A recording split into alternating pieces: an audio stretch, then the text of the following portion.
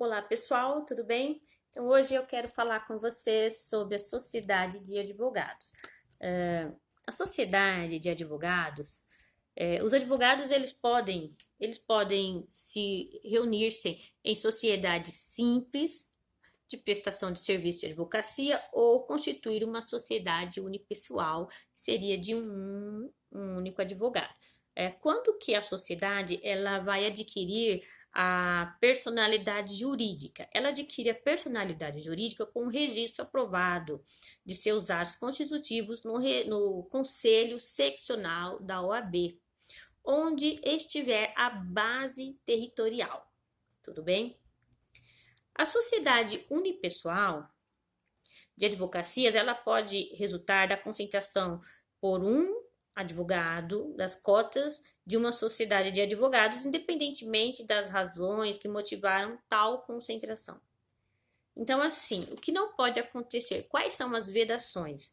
Bom, nenhum advogado ele pode integrar mais do que uma sociedade de advogados, mais do que uma sociedade unipessoal de advogados, ou intercalar simultaneamente uma sociedade de advogados e uma sociedade unipessoal. Não pode, não pode. Com sede ou filial na mesma área territorial do respectivo conselho seccional. Então, tem que ficar atento a essas questões. No caso da denominação social, né, como que fica, quais são as regras? Bom, pessoal, a denominação social deve ter obrigatoriamente o nome de pelo menos um advogado responsável pela sociedade, podendo permanecer o nome do sócio falecido, desde que estiver previsto no ato constitutivo, certo, pessoal?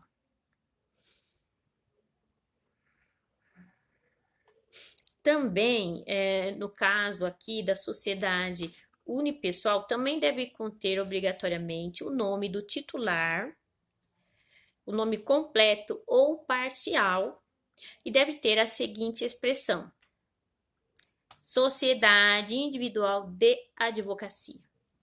Deve ter a expressão. Então, vamos imaginar Isa S.V, Isa Veras, enfim, Isa Lima, Isa Almeida, Sociedade Individual de Advocacia. Tudo bem? Então, tem que ter o nome completo ou parcial e deve ter essa expressão, Sociedade Individual de Advocacia, se caso for uma sociedade unipessoal, se você for trabalhar sozinho. Sobre as procurações, pessoal, devem ser outorgadas individualmente aos advogados e deve conter, deve indicar a sociedade de que façam parte. E o licenciamento? Bom, gente, o licenciamento do sócio para exercer atividade incompatível com a advocacia em caráter temporário deve ser averbado no registro da sociedade, não alterando sua constituição. Gente, isso aqui é muito importante. Eu já vi questões sobre isso aqui. E na época eu fiquei na dúvida, mas atividade incompatível, mas aqui é uma atividade incompatível temporária. Vou reler. O licenciamento do sócio para exercer atividade incompatível com a advocacia em caráter temporário deve ser averbado no registro da sociedade, não alterando a sua constituição. Agora vamos falar do registro. É proibido o registro nos cartórios de registro civil de pessoa jurídica e nas juntas comerciais de sociedade que incluam, entre outras finalidades, a atividade de advocacia. Então, a gente é proibido, tá? Não são admitidos a registro, nem podem funcionar todas as espécies de sociedade de advocacia que apresentam formas ou características de sociedade empresária, que adotem denominação de fantasia, então tem que prestar atenção, não pode, que realize atividades estranhas à advocacia, que incluam como sócio ou titular da Sociedade Unipessoal de Advocacias, pessoas não inscritas como advogado também não pode, ou totalmente proibida de advogar, então tem que prestar bem atenção. A gente costuma ver isso bastante, por exemplo, contabilidade e advocacia, não tem condições, isso é proibido, tem que ser, quando se tratar de advocacia, é só advocacia. Responsabilidade, pessoal, vamos lá. Além da sociedade, o sócio e o titular da sociedade individual, eles respondem subsidiariamente e ilimitadamente pelos danos causados aos clientes por ação ou omissão no exercício da advocacia, sem prejuízo de responsabilidade disciplinar em que possam incorrer. Ou seja, pessoal, o que isso daqui quer dizer? Quando se fala em responsabilidade subsidiária e ilimitadamente, ilimitado quer dizer que não tem limite. Então, o patrimônio individual do sócio ou do titular da sociedade individual vai estar incluído também nessa responsabilidade. Agora, sobre advogado e empregado, isso aqui é muito interessante, gente. Existe o seguinte, ó, a relação de empregado, na qualidade de advogado, não retira a isenção técnica, nem reduz a independência do profissional inerente à advocacia. O advogado empregado, ele não está obrigado à prestação de serviços profissionais de interesse pessoal dos empregadores fora da relação de emprego.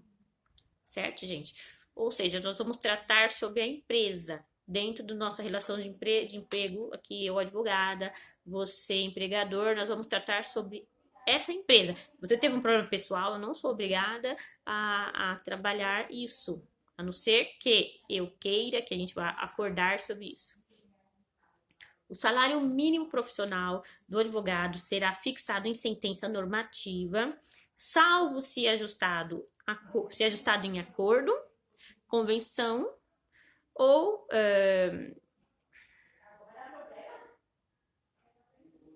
convenção coletiva, que é a mesma coisa. Então, pessoal, a jornada de trabalho. Como ficaria a jornada de trabalho do advogado empregado? Gente, não pode passar de 4 horas, 4 horas contínuas, 20 horas semanais. E vamos pensar assim, considerando-se o período de trabalho, de tempos em que o advogado estiver à disposição do empregador, se houver alguma despesa de transporte, hospedagem, alimentação, deve ser reembolsado ao advogado empregado. Ele deve ser restituído das despesas. As horas trabalhadas que excederem a jornada normal serão remuneradas em 100%. Então, se passar do horário, gente, excedeu muito, 20 horas semanais, passou, trabalhou, excedeu demais, ele deve ser remunerado com adicional não inferior a 100%.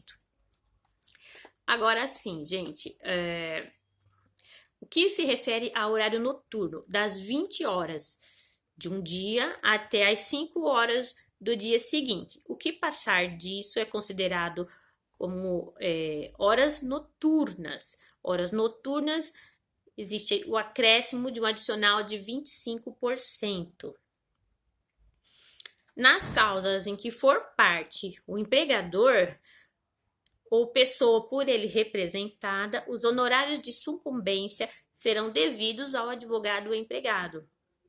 Os honorários de sucumbência percebidos por advogado empregado da sociedade de advogados são partilhados entre ele e a empregadora, na forma estabelecida em lei. Ou seja, o advogado trabalha para o escritório, ele ganhou os honorários de sucumbência, recebeu, foram percebidos a ele, ele tem que dividir entre ele e o escritório. Restrições. O advogado sócio de uma mesma sociedade profissional não pode representar em juízo clientes de interesse diferente. O que seria isso? Existe uma sociedade aqui no escritório, eu recebi a parte A.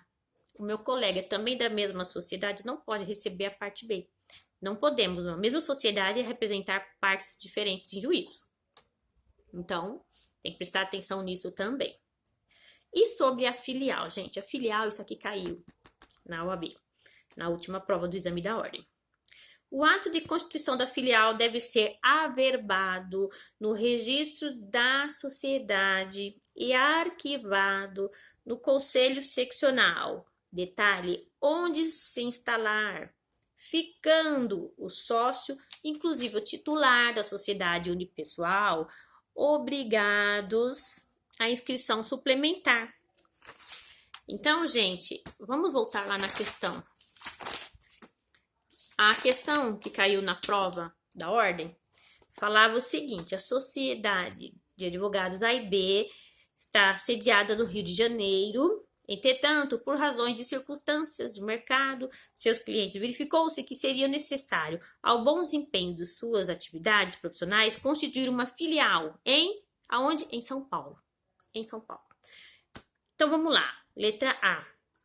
O ato de constituição da filial deve ser averbado no registro da sociedade e arquivado no Conselho Seccional de São Paulo, ficando todos os sócios obrigados à inscrição suplementar junto ao Conselho Seccional de São Paulo. Letra B. O ato de constituição da filial deve ser averbado no registro da sociedade e arquivado no Conselho Seccional de São Paulo, ficando obrigado à inscrição suplementar junto ao Conselho Seccional de São Paulo apenas aqueles sócios que habitualmente exerceram a profissão naquela localidade, considerando-se habitualidade a intervenção judicial que exceder 5 causas por ano. Letra C. O ato de constituição da filial deve ser averbado no registro de sociedade e arquivado no Conselho Seccional de São Paulo, ficando obrigados à inscrição suplementar junto ao Conselho de São Paulo apenas aqueles sócios que habitualmente exerceram a profissão naquela localidade, considerando-se habitualidade a intervenção filial que excederem 5 causas por ano. Letra D.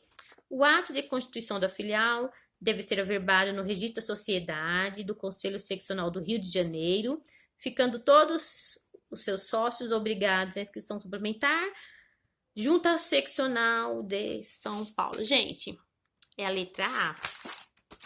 O ato de constituição da filial deve ser averbado onde estiver no registro da sociedade e arquivado na seccional, no Conselho Seccional de São Paulo. Por quê, gente? Porque é onde vai se instalar a filial. Aqui na questão, ó, vamos reler o final aqui, ó. Bom desempenho das suas atividades profissionais, constituir uma filial em São Paulo. Então, São Paulo é o lugar onde eles vão constituir a filial. Então, esse registro da sociedade e deve ser arquivado no Conselho Seccional, deve ser arquivado no Conselho Seccional onde estiver a filial. E todos os sócios, se for uma sociedade unipessoal, também o titular deve ser obrigado a essa inscrição suplementar. Tudo bem, pessoal?